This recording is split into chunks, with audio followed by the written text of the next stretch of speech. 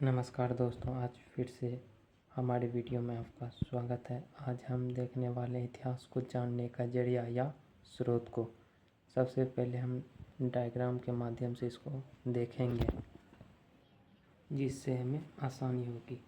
इतिहास के स्रोत को मुख्य रूप से 3 भागों में बांट सकते हैं और इनके आधार पर ही इसे पढ़ा जाता है। पहला है साहित्यिक स्रोत एवं दूसरा है पुरातात्विक स्रोत।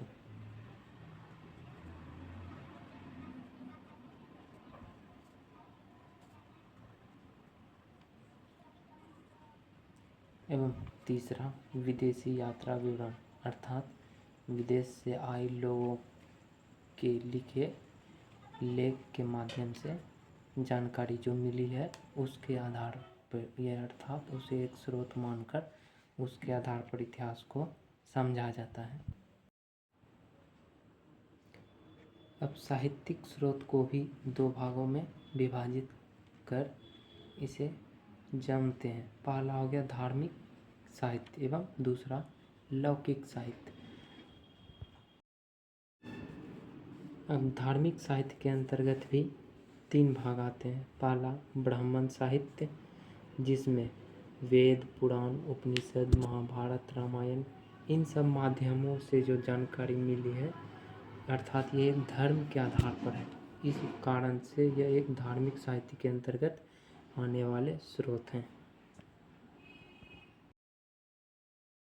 जो कि हमारे इतिहास को एक महत्वपूर्ण रूप से उजागर करने में मदद करते हैं। और इसका दूसरा भाग हो जाता है बौद्धिक साहित्य, अर्थात बौद्ध धर्म से जुड़े जो साहित्य मिले हैं वो बौद्धिक साहित्य कहलाते हैं। इसमें त्रिपिटक, जातक कथाएं आते हैं।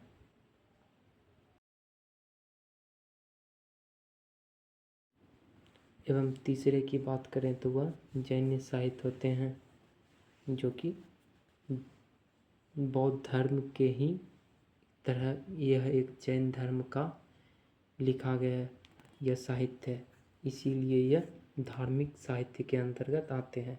जैन साहित्य में आगम एवं अंग एवं उपंग ये आते हैं। अब लौकिक साहित्य, इसको भी 3 भागों में विभाजित कर इसके बारे में जानकारी मिलती है। पहला ऐतिहासिक ग्रंथ, जिसमें कल्हन द्वारा लिखी गई राजतरंगिणी है एवं चाणक्य द्वारा अर्थशास्त्र, जिसका हमारे इतिहास में एक महत्वपूर्ण योगदान रही है। और दूसरी है आत्मकथाएं। यह किसी के जीवन पर वर्णित होती थी, जिसका उदाहरण है हर्षचरित्र। यह बाण भट्ट के द्वारा लिखा गया एक रचना है। एवं तीसरा नाटक और कथा। यह कवि कालिदास के द्वारा अभिज्ञान शकुंतलम लिखा गया है।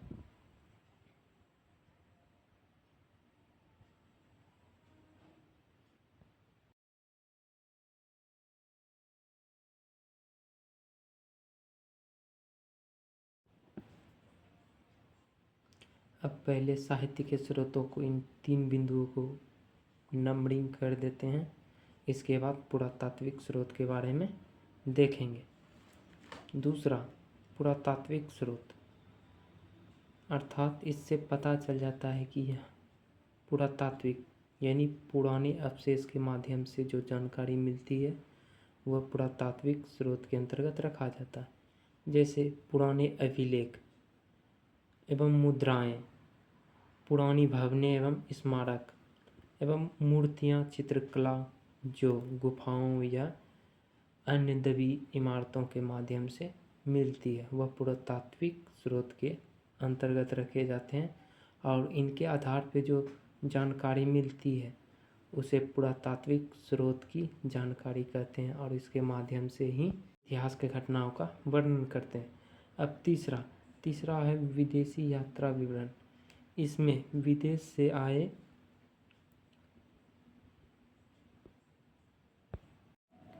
यात्री के माध्यम से जो लिखे गए लेख हैं, उस लेख के से जो पता चलता है वह विदेश यात्रा विवरण के अंतर्गत रखे जाते हैं।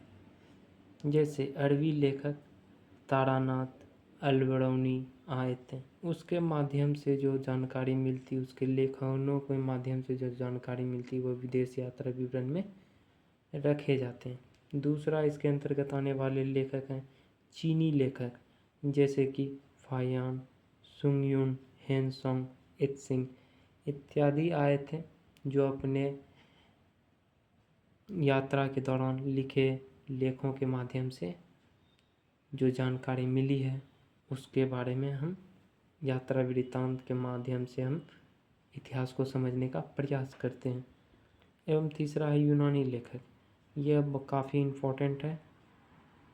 इसके अंतर्गत आने वाले लेखक हैं जैसे कि हेसियस, हेरोडोटस, मेगास्थनीज, टॉलमी और भी हैं जो कि काफ़ी इम्पोर्टेंट है। अब आगे हम इतिहास के विभिन्न चरणों के बारे में पढ़ेंगे, जो कि विश्व इतिहास एवं भारतीय इतिहास के आधार पर होगा। धन्यवाद।